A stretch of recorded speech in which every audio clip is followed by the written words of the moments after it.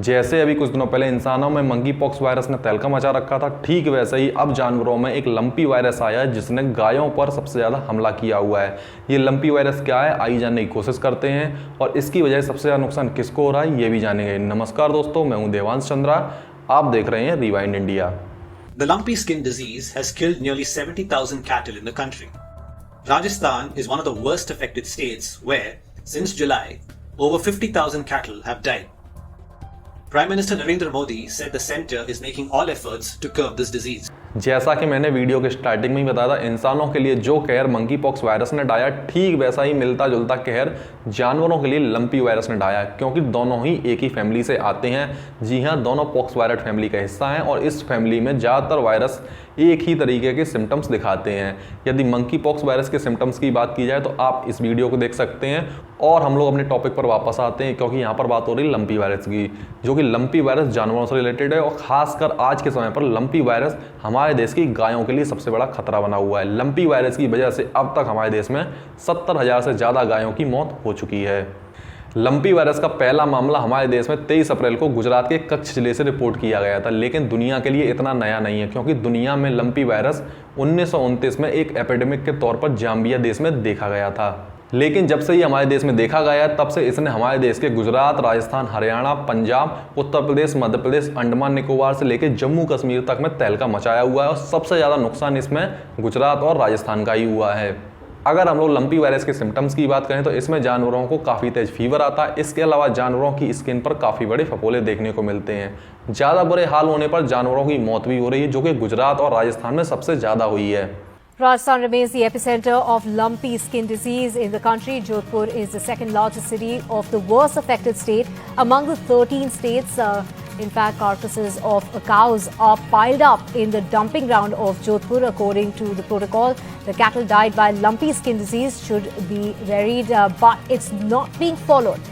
जैसा कि हमें लंपी वायरस के सिम्टम्स को देखकर पता चलता है, इसके सिम्टम्स हमें monkey pox virus, chicken pox या पॉक्स वायरस फैमिली के किसी भी वायरस से मैच खाते हुए दिखते हैं। रीजन एक ही फैमिली का वायरस होने की वजह से सभी के सभी सिम्टम्स मैच करते हैं, फिर चाहे जानवरों का केस हो या इंसानों का। हो सकता है लंपी वायरस हमारे इंडिया के लिए नया हो, लेकिन दुनिया के लिए नहीं है, क्योंकि सन 1929 में लंपी वायरस ने जाम्बिया देश में एक एपिडेमिक ला दी थी। इसके बाद सन 1949 में अफ्रीकन कंट्रीज में करीब 8 मिलियन के आसपास कैटल को इसने अफेक्ट किया था।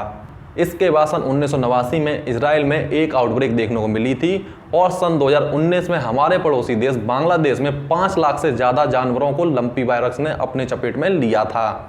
और अब 2022 में हमारे देश में लंपी वायरस ने अपना कहर मचा रखा है। लंपी वायरस कैसे फैलता है, एक जानवर से दूसरे जानवर तक कैसे ट्रांसमिट होता है, इसके बारे में भी जान लेते हैं। लंपी वायरस के ट्रांसमिशन की बात की जाए तो यह खून पीने वाले इंसेक्ट की वजह से एक एनिमल से दूसरे एनिमल में ट्रांसफर होता है। खून पीने वाले इंसेक्ट्स जैसे मॉस्किटो, टिक्स जब भी किसी इन्फेक्टेड एनिमल को काटते हैं और इसके बाद जब भी किसी नॉर्मल एनिमल को काटते हैं तो ये इन्फेक्टेड एनिमल से नॉर्मल एनिमल में वायरस को ट्रांसफ़र करते हैं। इसके अलावा ट्रांसफ़र का दूसरा कारण है कंटेमिनेटेड वाटर का होना। क्या लंपी वायरस का कोई ट्रीटमेंट है, तो आपको जानकर हैरानी होगी, सन 1929 से लगभग अभी 100 साल होने वाले हैं, लेकिन लंपी वायरस का अभी तक कोई ट्रीटमेंट नहीं है। ट्रीटमेंट ना होने के कई कारण हो सकते हैं, जैसे कि ये जानवरों की बीमारी तो इसलिए इस पर कम ध्यान दिया जाना, या फिर कुछ और कारण भी हो सकते हैं। लंपी वायरस का ट्रीटमेंट भले ही ना हो, लेकिन दुनिया के पास इसकी कई सारी वैक्सीन मौजूद हैं और हमारे प्यारे भारत के द्वारा भी इसकी एक वैक्सीन डेवलप की गई है।